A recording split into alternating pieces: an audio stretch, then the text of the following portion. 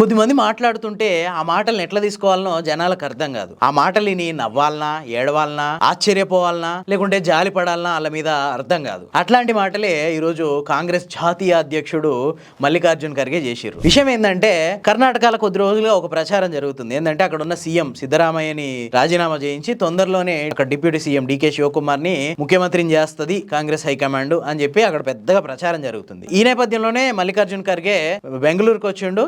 అదే టైంలో మీడియా ఆయన అదే క్వశ్చన్ అడిగింది, ఇట్లా ప్రచారం జరుగుతుంది, ఇది నిజమేనా? దానికి ఆయన చెప్పిన సమాధానం ఏంటంటే అదంతా కాంగ్రెస్ అధిష్టానం చూసుకుంటది, మనకేం తెలుసు, అధిష్టానంలో ఏం జరుగుతుందో ఎవ్వరికి తెలియదు, నేను కూడా ఈ విషయంలో ఏం చెప్పలేను అని చెప్పేసి అన్నాడు. దాంతో ఆశ్చర్యపోవడం అక్కడ విలేకరుల వంత అయింది. ఎందుకంటే కాంగ్రెస్ జాతీయ అధ్యక్షుడు మల్లికార్జున్ ఖర్గే, జాతీయ అధ్యక్షునికి మించిన అధిష్టానం ఇంకెవరున్నారు అంటే తనకు తానే ఒప్పుకుంటున్నట్ట, నేను ఉత్త డమ్మీ అభ్యర్థిని, ఇప్పటికీ మొత్తం కాంగ్రెస్ వ్యవహారాలన్నీ సోనియా గాంధీ, రాహుల్ గాంధీ ఆ ఫ్యామిలీ చేతుల్లోనే ఉన్నాయి, నేను ఉత్త డమ్మీ అభ్యర్థిని, నేను ఉత్త డమ్మీని అని చెప్పి మల్లికార్జున్ ఖర్గే ఒప్పుకుంటున్నట్టేనా? దీనిపై మీ అభిప్రాయం ఏంది? కింద కామెంట్ చేయండి.